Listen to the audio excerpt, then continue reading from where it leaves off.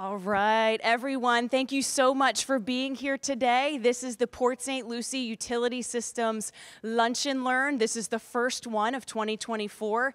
This is the third year we've hosted this series.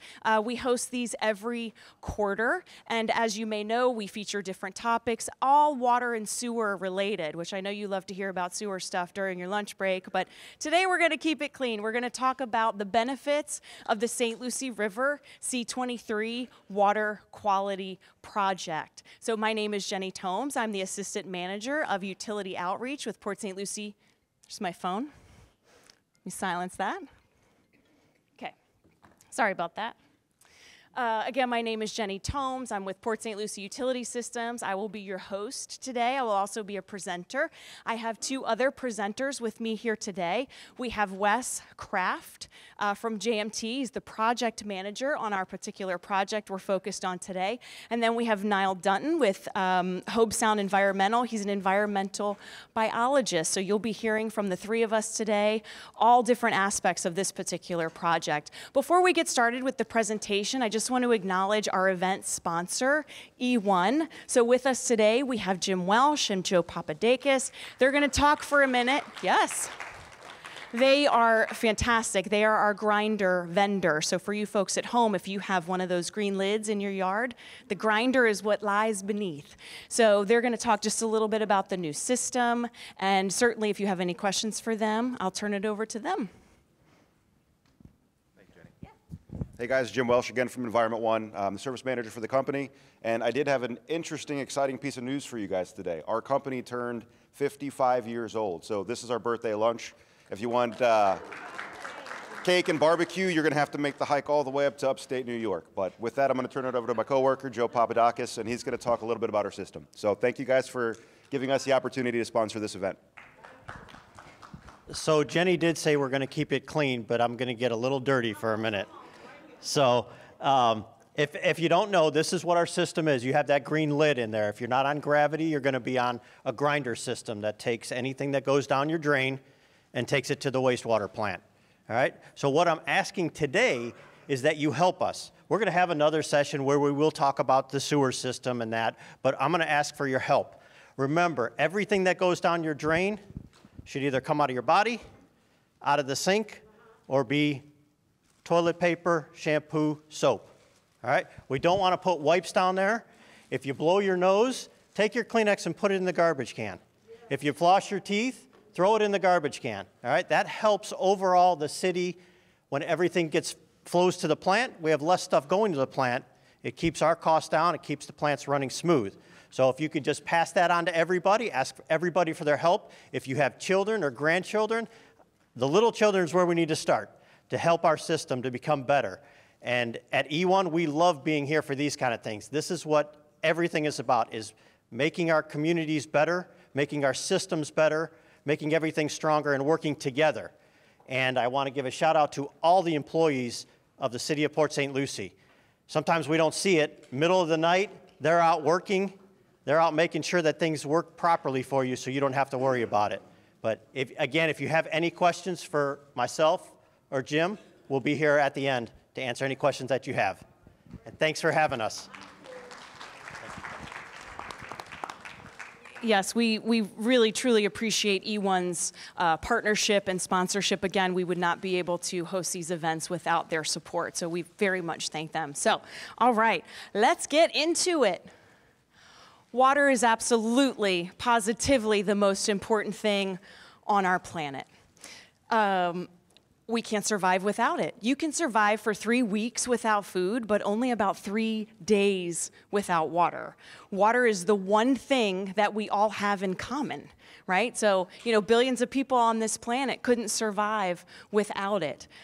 So we need to make sure that we are protecting those resources. We need to make sure that we are conserving, right? But, astronauts go out into, the solar system looking for signs of life. They look for signs of water. That's an indication of life, right? Life is sustained by water. So what's the problem?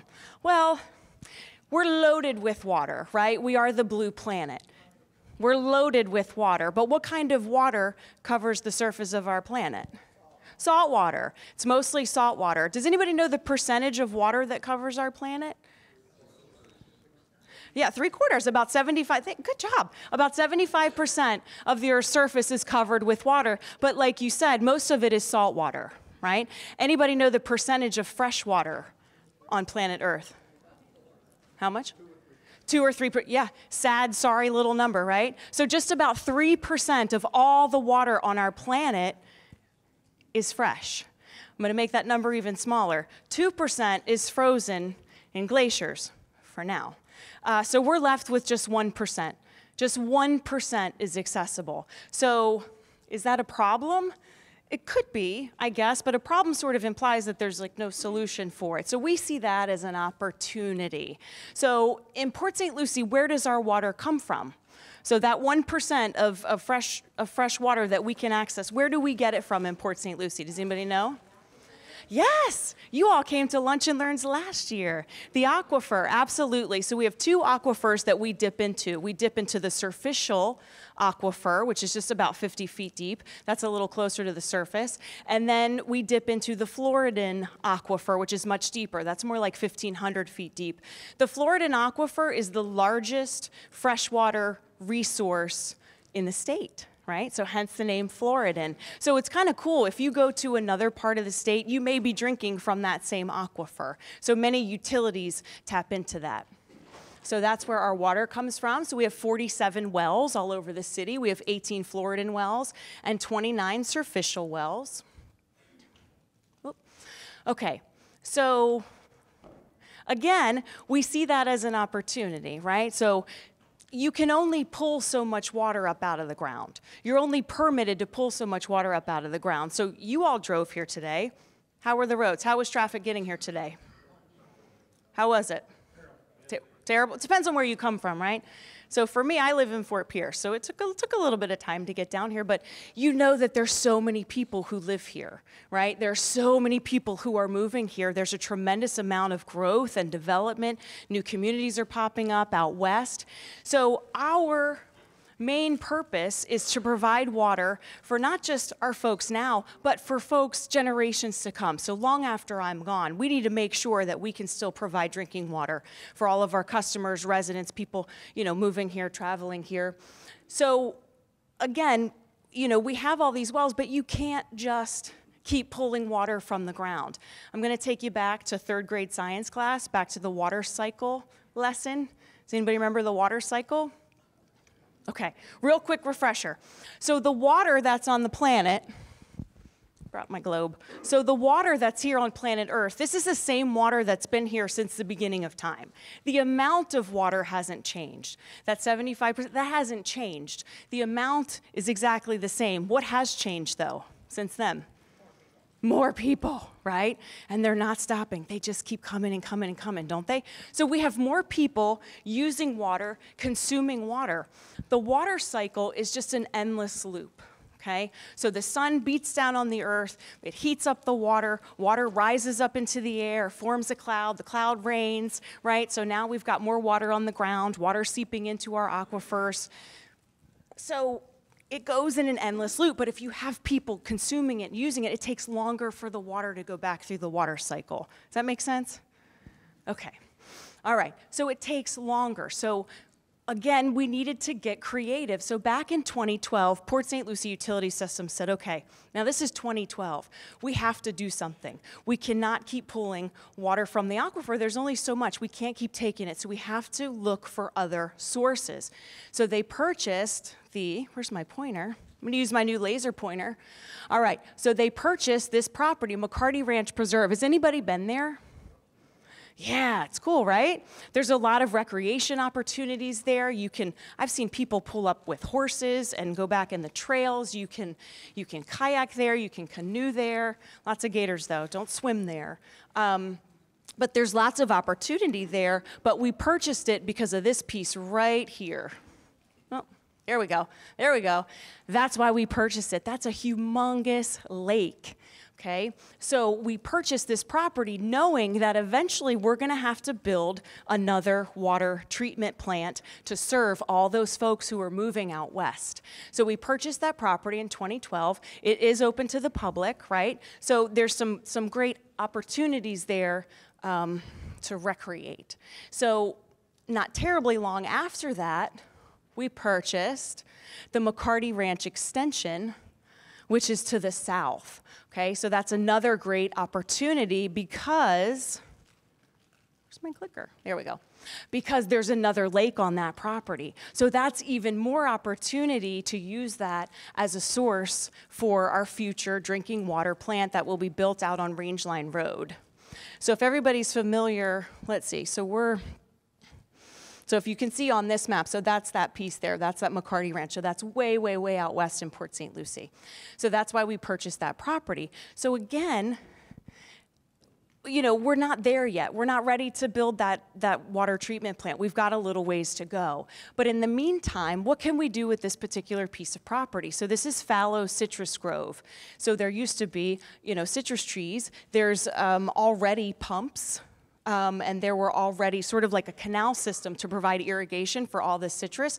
So we kind of already had a bunch of pieces in place. It's right parallel to the C-23 canal. So there was an opportunity to build this project, right, in the meantime, before we need that water for our future drinking water supply. So this project is able to capture rainfall from the property. We're also able to pump in water from the C-23 canal once it reaches a certain level. Okay, so let's see, where's my map here? Okay, so again, this is so there's that McCarty Ranch extension. This is the C-23 canal, and you'll see that it eventually meets up with the North Fork of the St. Lucie River. Right? So the water from the C-23 canal travels down to the North Fork of the C-23. So we're able, you know, there's tons of water in it. It's okay to pull some of it out. It's okay to capture the rainfall, right? We don't need to keep filling up these water bodies with rain. So that's what we're doing with this project. We're going to pull fresh water from the C-23 canal, and we're going to capture rainfall on the property. This is a benefit because not only once we capture all that water, it's able to percolate into the ground, it's able to recharge the aquifer, but it's also helpful and beneficial to the North Fork of the St. Lucie River because excess fresh water means the potential for algal blooms. So excess fresh water carries with it excess nutrients. So those two bugaboos, phosphorus and nitrogen, end up in stormwater runoff if there's a rain event. Now that rain is washing away the fertilizer, right? It's running into storm drains, it's entering water bodies. So if anybody's been in Florida for a while, I'm sure you've seen stuff like this on the news. Yeah. So these are not only harmful to marine life and plant life, but they're also harmful to people. You can't swim in this water. You know, the algae, it irritates your eyes, it irritates your skin. You know, that river is in the heart, it's in the heart of Port St. Lucie, right? We can't have it looking like this. We need to do what we can to protect it. So let's see. All right, so again, this project, I know that was like a lot of information at once, but this project, we tried to make it real simple, so we got the WATER acronym. So this WATER acronym stands for Water Acquisition to Eventual Redistribution, right? So we tried to simplify it because, again, there's some benefits now. When we're able to pull that water in from the C-23 canal, we're able to capture rainfall on the property, we're recharging the water table, right? We're recharging the aquifers until we need to use it for source water, for drinking water. Does that make sense? Right, so there's some side benefits. I'm gonna turn it over to Wes to talk about like the logistics of the construction of the project and exactly how it works. And then we'll come back to me and I'll tell you the benefits and some of the numbers that we've been able to gather since then, since it started. All right. Hello, everyone. So again, my name is Wes Kraft, and I'm a project manager with a company named Johnson, Marmorant & Thompson. better known to most as JMT, and we're a consultant for the city of Port St. Lucie. We oversee various projects throughout the city, various scopes, but in particular today, as we're talking about the McCarty Ranch project. On the screen here is an aerial for Area 2. This area is actually completed at this time, but at the time of this picture, it's under construction. So, getting my laser pointer here. So as you can see, this is the perimeter of Area 2 right here, and you can see that this has all been disturbed. It's raw dirt. This is an area where they're going to build the berm, where they did build the berm. A berm that basically creates a basin, right? As she mentioned, we're trying to create these basins to hold this water that we're pumping in from the C-23 canal here in the picture adjacent. As she said, is the southern border that parallels our McCarty Ranch area. So essentially all we're doing here is we're building a big berm around here, a 7-foot tall berm, and it contains the water that's pumped through a series of pumps, both existing pumps and new pumps that were installed during construction. And also here in this photo to the east of Area 1 Area 2 is Area 1. This is one that was already completed. This was the first phase of construction for the McCarty Ranch extension. And you can see that's already in this photo has water that's been pumped into it. It's performing as expected. And we continue this. This is a 6-phase project. So this is Area 1, this is Area 2, and we continue to the west to build more areas. Here, as you can see, this is more of a global view of the entire McCarty Ranch extension. Areas 1 through 6, they're all separate basins that each have their own berm perimeter built around them. Areas 1 through 4 are currently completed as of last year, and areas 5 and 6 are currently, as we speak, under construction and expected to be completed in late 2024 this year. And again, the C-23 canal, this is, again, a good global view of what we're looking at. Here's your C-23 canal that is the southern border to this area where we're pumping our water into each individual area. So this photo, this is one of the basins. I'm not sure exactly which one, but it's just it's a good example of what it looks like in its final stages of construction. In this particular picture, you can see the contractor is spraying what we call hydroseed, better known as grass. It's an easy way to cover a lot of area to stabilize the slopes of these berms. And on top, of course, we have a nice stabilized road. This is good for future access for inspection for the city, inspection and maintenance of these berms, because they will need that for the future for all these areas. Good. Okay, so here we have a video. I think this is Area 3 before it comes out of view. Here's the pump station. This is a pump station that was installed as part of Area 3. This pump station pumps water again from the C-23 through a pipe underground. You can't see in this picture, but it is underground underneath the berm. Here is the berm, and it discharges. You can actually see it in this video. It's discharging at the time of this video through a structure that's underwater, and it's pumping out to fill Area 3. Looks like we have some other. Here's a walkway. This is some city staff, and it's really cool because when these areas get done and they get full of water, it promotes a habitat as well for wildlife. It's really cool. Like as you go out there and look at these areas when they're completed and they fill up with water, there's just wildlife everywhere. I mean, you have birds, you have animals that just really enjoy it. It creates a cool habitat as well. I guess that's more of a bonus than what the purpose is, but really cool to see. Here's just another aerial. This is actually Area 3 as well. So the video you just seen was a completed project of Area 3. This is actually Area 3 as it was under construction. So that video that we seen was right here, and here's your pump station right here. Here's your C-23. It's pulling water from there and pumping it into Area 3. And here is under construction. Again, probably Area 3, but they all look the same to me at this point. So here you can see the contractor, lots of heavy equipment. It's essentially just a big dirt moving project. That's all it is. We're trying to create these berms, build these berms. So they excavate their material, they take their material from inside these basins, and they build this 7-foot tall berm. Here's the berm right here, and they continue to put these lifts in place, and they build it up until we have our 7-foot tall berm, and they stabilize it with the hydro seed and pump water into it, and it's actually a pretty simple concept, but thank you guys for listening, and I'll turn it back to Jenny. Thank you.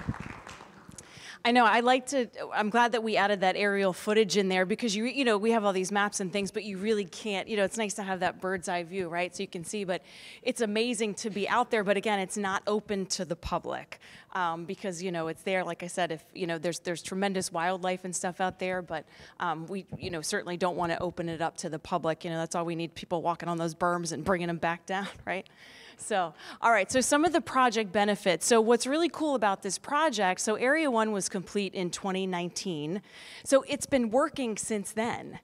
So as soon as that Area 1 came online, we started pumping water in, you know, from the C-23 canal, capturing rainfall. Like, we're seeing it work. So we have numbers to show all of the benefits thus far. But once this project is complete, it will hold back 21% of excess fresh water that otherwise would have made its way down the C-23 canal and then dumped out into the North Fork of the St. Lucie River. So 21% of excess. Like I mentioned before, by holding that water, we're not storing it so much, right? Because eventually it's going to percolate back down into the ground, but we're recharging the local water table, replenishing our aquifers. Another benefit, so we're able, like I said, nitrogen and phosphorus, those are those you know, disruptive nutrients that can lead to algal blooms. But 56,959 pounds of nitrogen, 7,703 pounds of phosphorus will be removed from that water, that 21%. So 6.330 billion gallons of water will be diverted from the C-23 every single year. And then 2.554 billion gallons of rainfall and water will be held back during the wet season. So that's a total of almost 9 billion gallons annually of water that we're keeping, right? Not for ourselves, not to be greedy, but we're actually keeping it to help recharge that water table and then again, keep it from flowing into the North Fork of the St. Lucie River. So these are our numbers just from last year alone. So we were able to capture 473 million gallons of water. That's rainfall and water pumped in from the C-23 canal. And then we were able to remove 727 pounds of phosphorus and over 4,200 pounds of nitrogen. That's just last year. So to date, we have some bigger numbers. So to date, so since Area 1 came online in 2019, 10.1 billion gallons of water from the C-23 canal and rainfall, plus over 7,300 pounds of phosphorus and 38,000 pounds of nitrogen. So we're seeing it work. It's really exciting to see this from literally the first shovel into the ground to actually being able to share numbers like this with you all. So this is such a big project. Actually, Niall, I'm going to have you, before I get into this, can I? Yeah. I'm going to turn it over to Niall. All right, so he has worked with Hobe Sound Environmental because, you know, like I said before, this was fallow citrus grove, so nobody was out there. It wasn't open to the public. There were a lot of wildlife and things out there. So once you start moving dirt around, now you're sort of disrupting some homes and some habitat. So Niall's going to talk about more, you know, on the environmental side of creating that habitat. Yes. Of course, thank you. So yes, I am Niall. I'm with Hobe Sound Environmental, and we're the consultants for, one of the consultants for the city of PSL.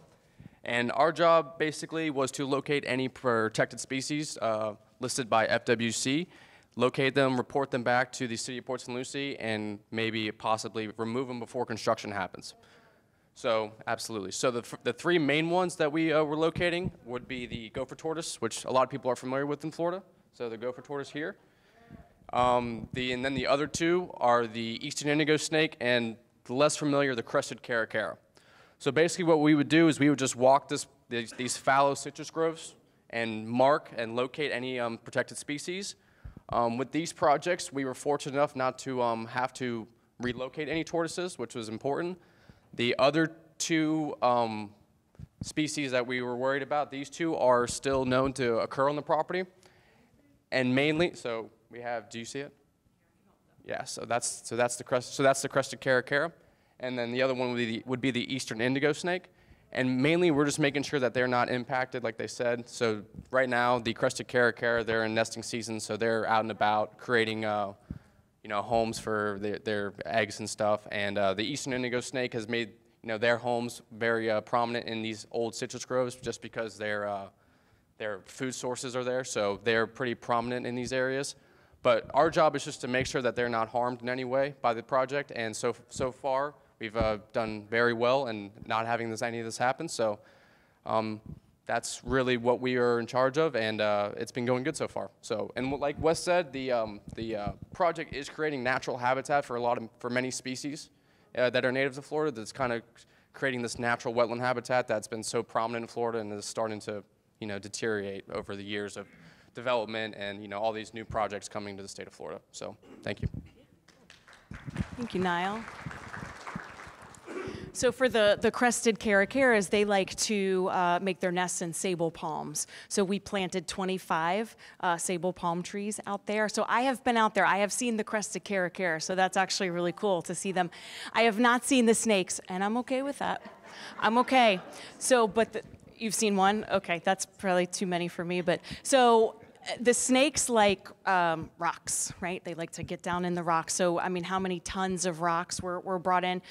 John, we call them snake hotels. How many? Do you know? We have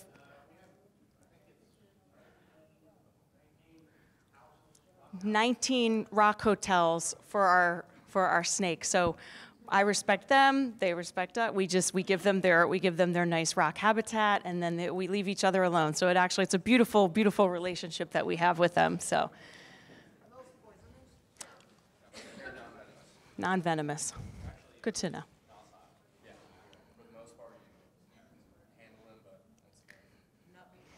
No. Their black race is a little bit more aggressive and smaller. The indigos have a much more metallic-y bluish black color, and they're a little bit thicker and usually bigger. Just, yeah, if you see any out in the wild, you can tell the difference.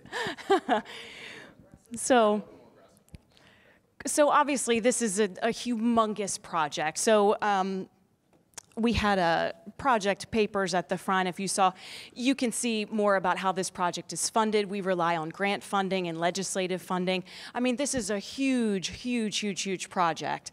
So, for you out there in the audience watching, right? Like, so what can you do at home to help? So we talked about, obviously water conservation is very, very, very important. We want to make sure that we're saving where we can. Obviously, we need water to survive, but we need to make sure that we're saving wherever we can, taking shorter showers, things like that.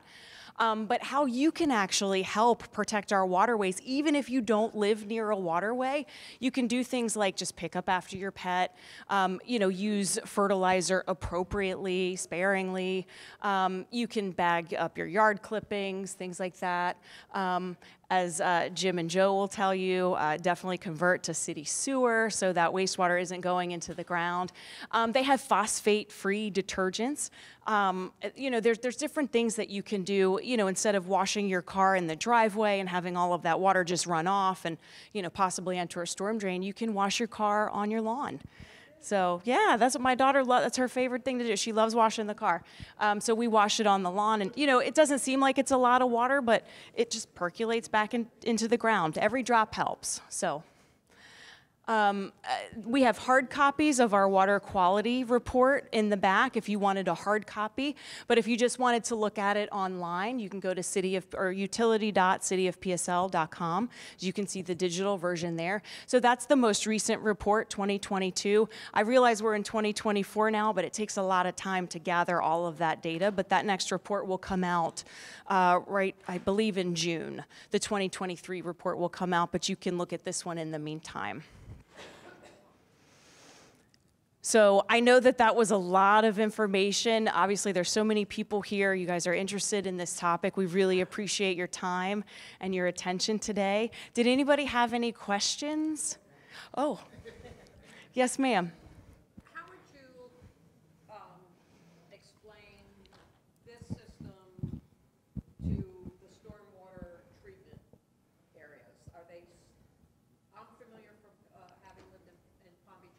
Okay. We had stormwater treatment facilities. Okay. So there was filtering that happened because of the vegetation that was in those cells. Okay. So your question is, how does this compare?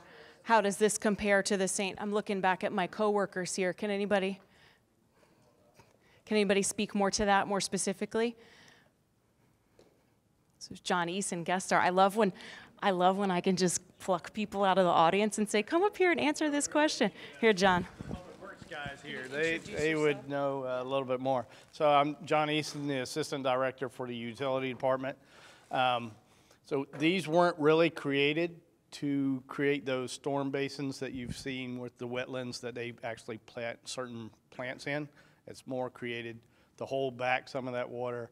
We do get the benefits of the nitrogen and phosphorus. The big thing here is we let it percolate through, but we don't discharge it back. So we're holding all that, whereas the stormwater you're talking about treats it and releases it.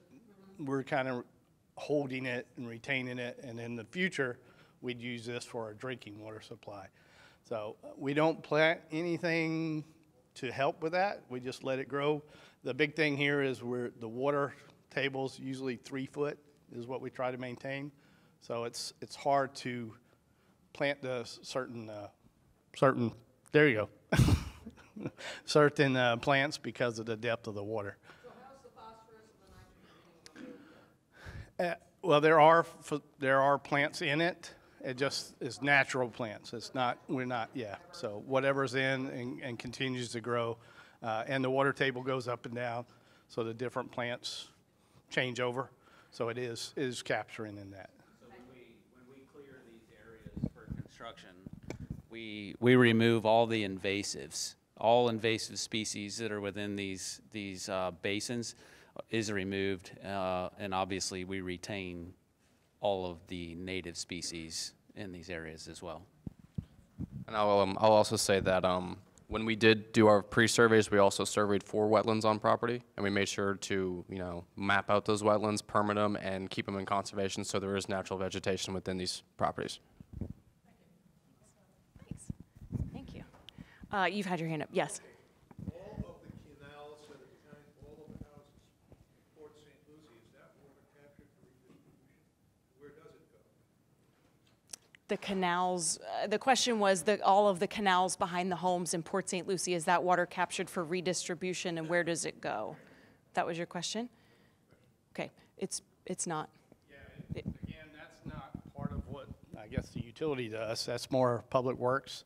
But they do have the stormwater basins, but it's not held and used for our needs, which would be the drinking water source. So eventually makes its way to the river.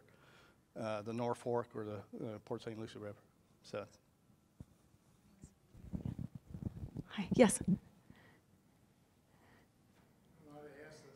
When do you max out? When does the system versus population usage, when does it balance and max out?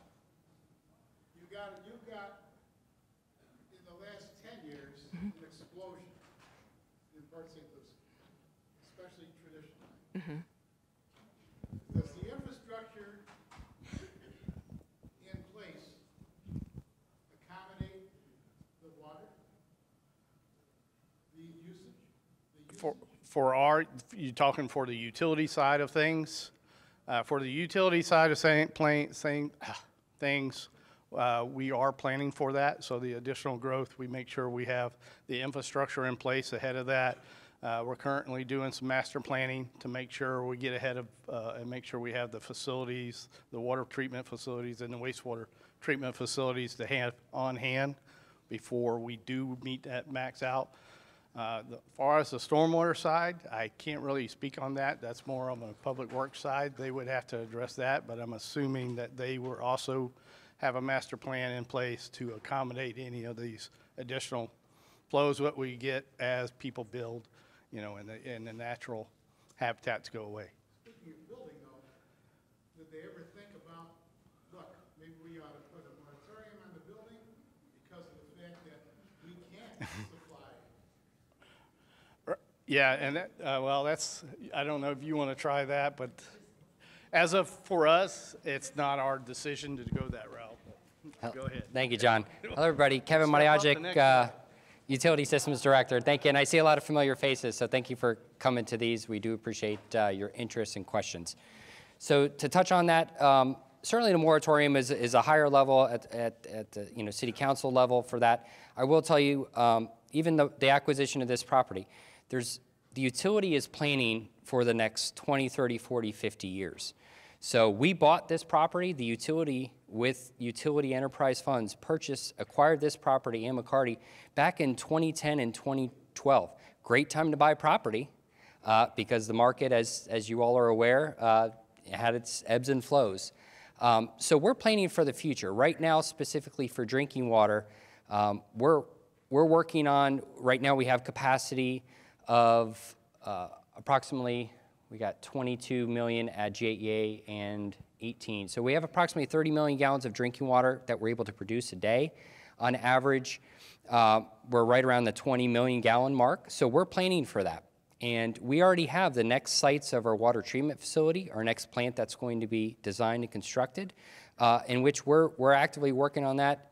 We're actually going to start with wells and designing that plant now in 2024 with, we plan to bring that on right around 2030 to 2032. So a lot of planning and forethought and sight goes into this, and even through FDEP, Florida Department of Environmental Protection, requires us that when we recognize our capacity, so each one of these homes or commercial businesses come online and they become a customer, we're reporting how much available capacity is being committed. So there's triggers there that, a utility shouldn't be in a position in such that we're taking on more customers than we can handle. We have to show the public as well as FDEP that we're planning for the next one to say if we're at capacity at our plant, we better be the design or construction of it because we never want to be in that situation. So great question, and certainly this development is continuing,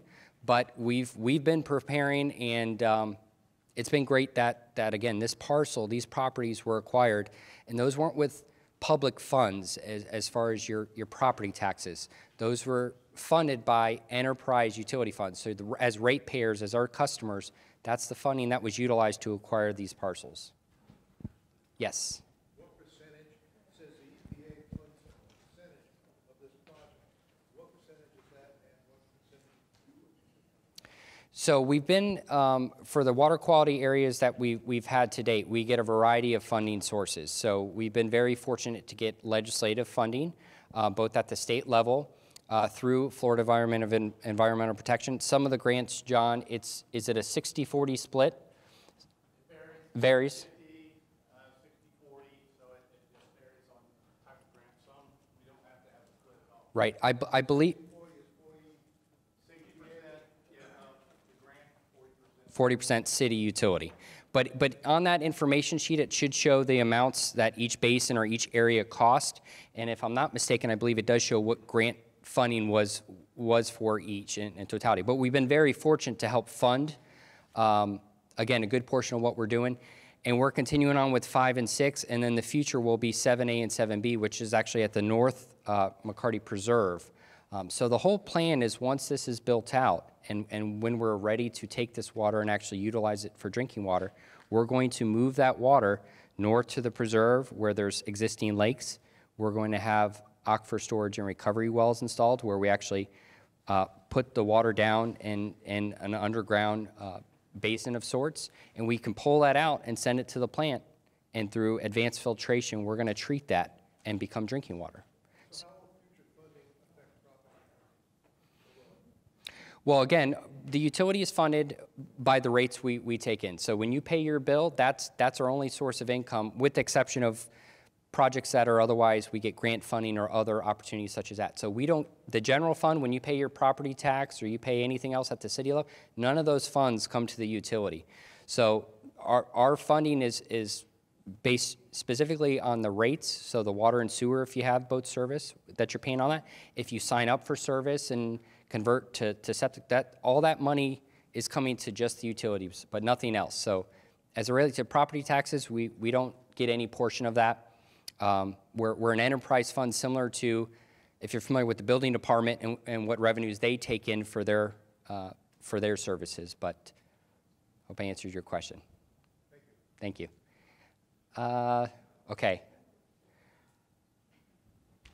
We'll start here. Sorry.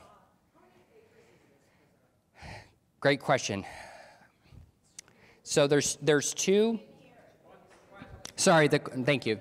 The question is how many acres. So there's two parcels. So the map will show McCarty Ranch Preserve, which I mentioned. That's where there's existing lakes and where we eventually plan to build 7, which we've kind of broken out into 7A, 7B. And then there's the C-23 McCarty Ranch Extension. That's where you've seen 1 through 4 have been constructed, and we are in the process of 5 and 6. So of McCarty Ranch Preserve, right, so of the extension is 1,600 acres total, 1,100 of storage. The McCarty Ranch Preserve, I believe, is approximately 3,200 acres. So that's the northern part, which there is if any of you have been out there, that has portions that are available and open to the public for primitive camping and other enjoyment. I believe there's actually a function of the bonfire hayride coming up.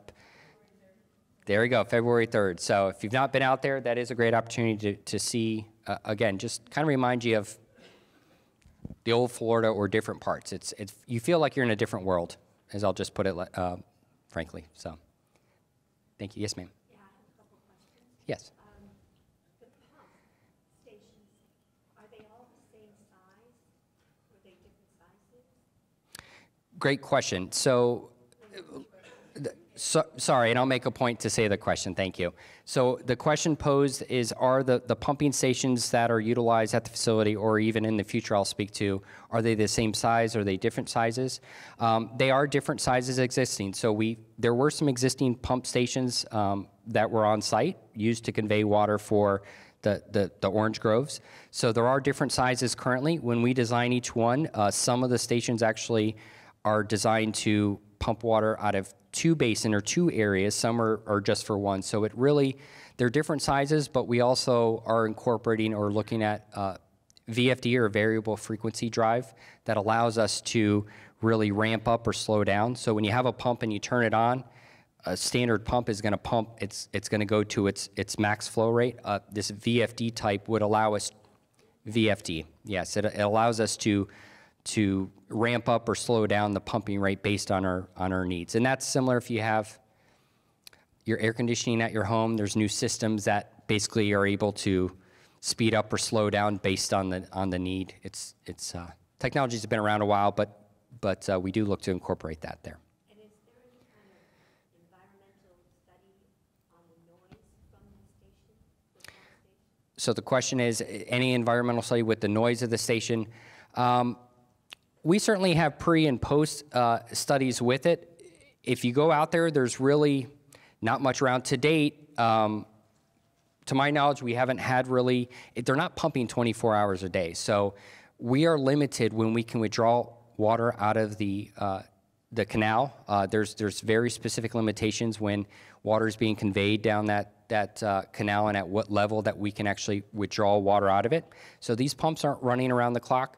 Certainly, we haven't had any issues because, frankly, our neighbors are cows and nothing. You know, there's the canal to the south. There's Martin County Correctional Facility.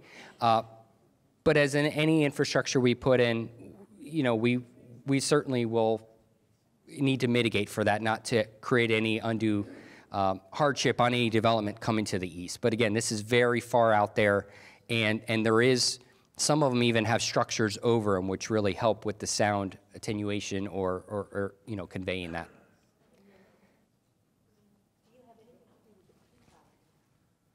The Peacock Canal? No. We have anything to do with the Peacock Canal was the question. I'm not familiar with. Peacock ties into the Herman Canal. Okay. As of right now, there's nothing connecting the Peacock and us together. The Peacock actually comes from the C-24, right? So that's a little further over. It does loop around, but it's blocked off, and you have to pump it to get it over there. So As of right now, it's not tied together with this project. It's been looked at, but I don't think we've actually addressed whether we're going to do that yet. But we have had a couple of conversations about doing that. Well, it would seem logical to be doing this, Yeah. to expand it, and make all of water sources better. Yes. Thank you. Thank you very much. Great question. Next question. Yes, ma'am. Yep. Yeah, so the question was if we found gopher tortoise or not, and no, we did not. So it was very, citrus groves are pretty highly impacted. Gopher tortoises prefer more high, well-drained sandy soils, pine flats, palmetto prairies, and so on and so forth.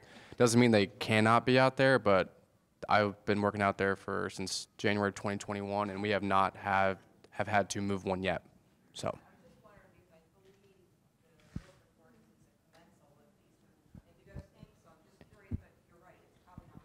Yes, and so the reason we think the eastern indigo snake is so popular is just because their food source is most likely out there. They've adapted to go where their food sources are at.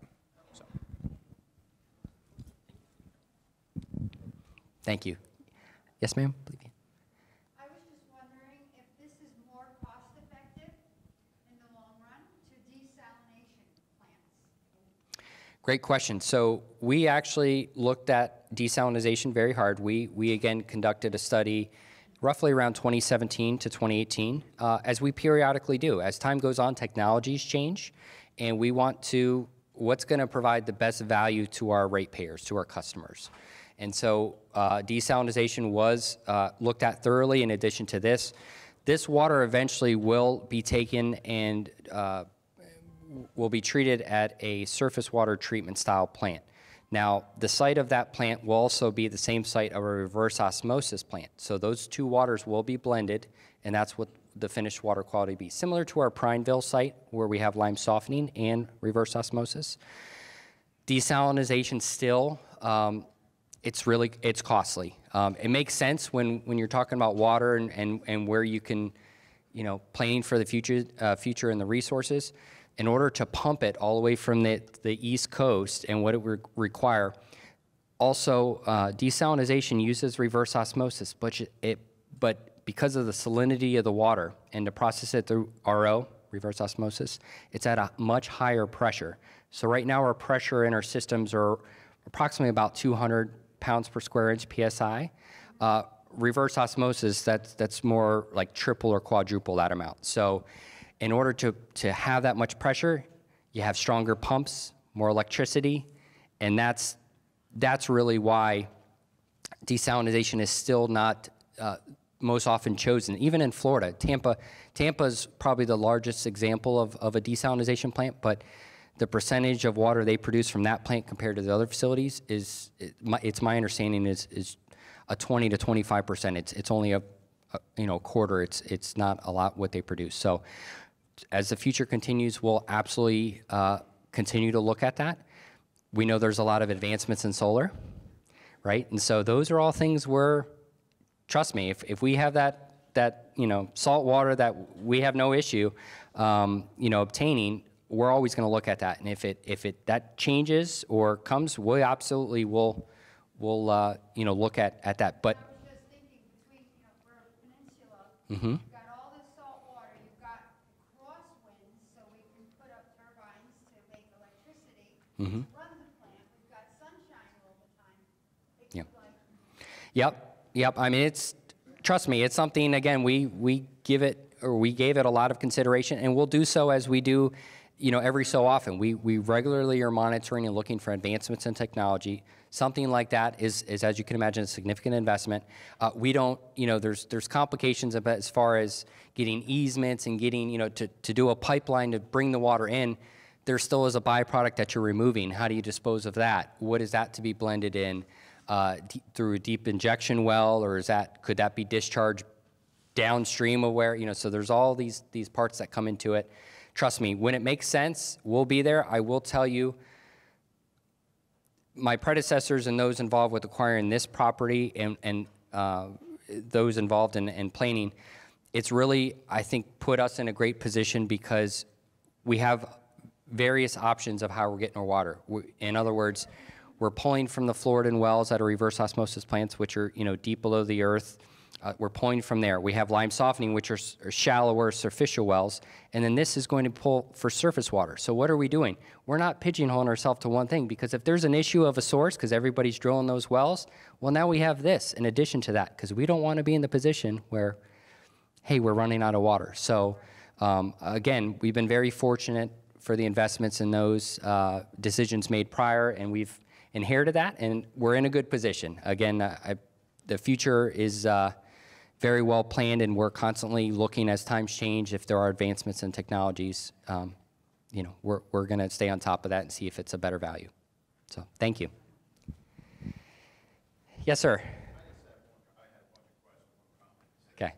It's completely obvious to me with the C-23 and every other canal, we made them people, and you see the words excess water.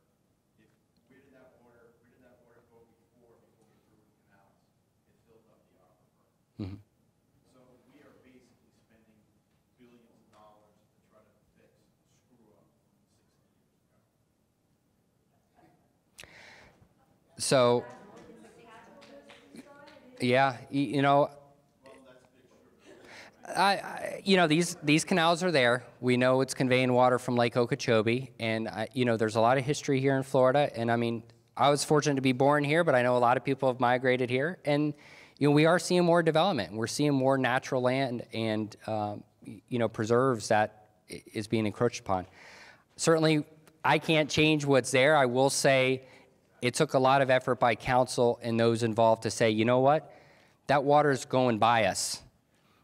So can we benefit ourselves by, one, holding that back and protecting the North Fork and the river and all that we love about where we live, but also, can we take that and now secure our water needs future by taking that and through advanced filtration and treatment, create a water source that's just running right by us. So that's can't really change what was built and what may have been there, but it was a great opportunity, and I think it took a lot of courage and effort to acquire that and plan for, hey, let's do multiple things with this benefit. And so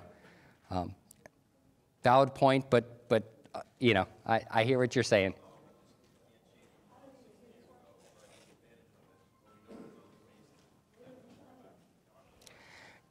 Yeah, just again, he understands that we can't change 60 years ago what happened, but other ways of how that water should otherwise be discharged, right? And so the natural flow of what existed obviously was interrupted. We have what we have today. Certainly, a lot of those decisions and stuff are other parties involved, but valid point. Yes, sir. What is the anticipated date that this treatment plant will go on operating? Great question. So right now, that's all, like I mentioned earlier, we're monitoring how much development's happening. So right now, the first phase of the water treatment plant that I spoke about, the reverse osmosis, we are currently evaluating, and we are just starting down the path of a discussion of starting wells for that and design of that with an anticipated construction date around 2030, 2032. The second phase, the superficial water treatment plant, which will be built on that same, is much further out. Again, I would say 2040, but that's all contingent upon development and what our population increases. So, yes, sir. Would you entertain a billing question? A billing question? Okay.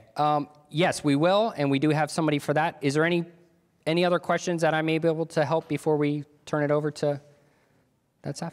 I don't know if I'm asking the right person or if it has more to do with regular public utilities. Like the clean water coming in, et cetera, et cetera. I've never had it before, like where you have your, let's say water hoses outside, and they corrode so bad you cannot take the hose off of the fixtures outside. So the question poses external, so your hoses, plumbers will refer to them as hose bibs or spigots. So her question poses experiencing a degradation or a corrosion of that to where you can't get your hose off. To that, there could be a variety of circumstances there of dissimilar metals depending on the type of hose that you're connecting to your hose bib, what it's made out of.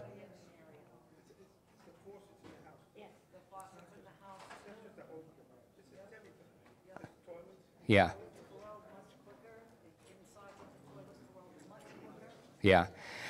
To that, what I would suggest is, have you had the lab come out and test and look at what's going on? And they've, okay. So, sorry, so the utility does have a lab internally. It's a NELAC certified lab to where we are able to test our own water. A lot of utilities will send out to other labs.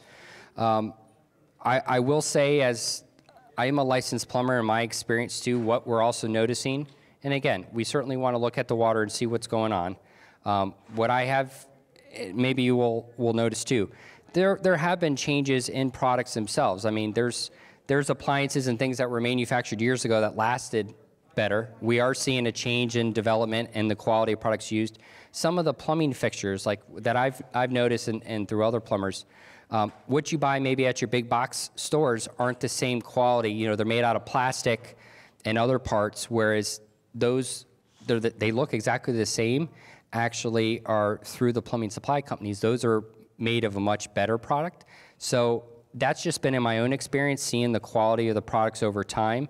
A toilet as an example, the seals that are not lasting, if you look at the manufacturers, are people putting those blue tabs in there because it keeps your bowl nice and blue and all that? That chemical actually can break down the seals in that second part toilet. So it's not as straightforward. I'm not trying to dodge it. But certainly, if it is something that's being experienced on neighborhood scale, a lot of these were built at the same time. Was it the same builder? Was it the same products? Certainly, anytime there's a concern of water quality, we absolutely want to make sure what's going on with it. But that's been my experience in talking with others.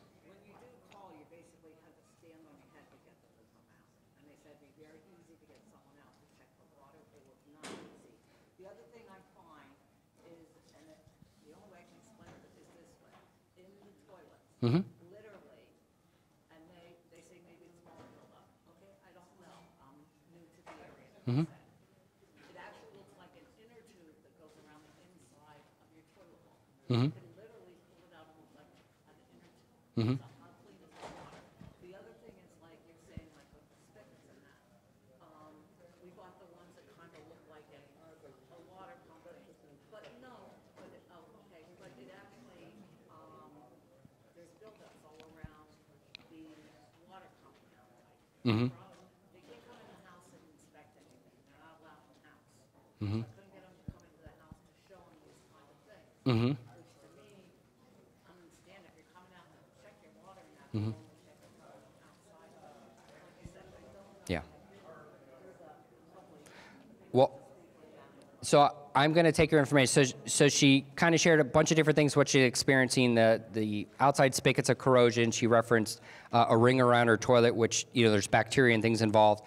Certainly something I think would warrant, I'd like to get your information and look at personally. I would just like to suggest, too, you made the comment of calling in, certainly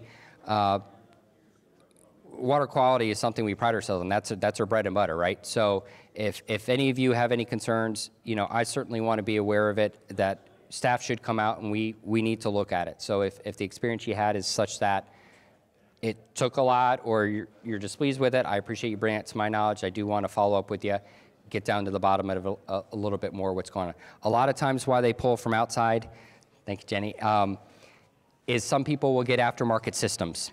And so we can test our water and know what water is coming at the front, but when it starts going into a house's plumbing system, people will have under cabinet systems or other things which may contribute to the water, and it gets very difficult because all those variables, as well as water going through a water heater, that's also a buildup of calcium and stuff. Manufacturer recommends to flush that annually or every 6 months. Majority of people don't do that, and so that is a common buildup of calcium and such on like your showers and all that, to where that sediment is, there's a process going on in the water heater system that develops that buildup, and if the water heater is not flushed, that eventually is conveyed through all your plumbing pipes and cartridges and such, and that's why you'll get some of those. But again, sorry so long-winded. No, absolutely, that's what we're here for. So I certainly want to follow up with you and look into it further, but I'm going to turn it over to Jenny. Thank you, everybody. Yeah, folks, I know that we got started a little bit late, so we ran a little bit late. There's so much great discussion. You all obviously are ambassadors. You all have a tremendous amount of interest in your water and sewer services, so we appreciate the questions and the comments. You also have that feedback survey if there's anything that you'd like to add there, if you don't have any other questions. But we're going to go ahead and wrap it up. But thank you all so much for being here. Again, we truly appreciate your time and your attention. So thank you all so much.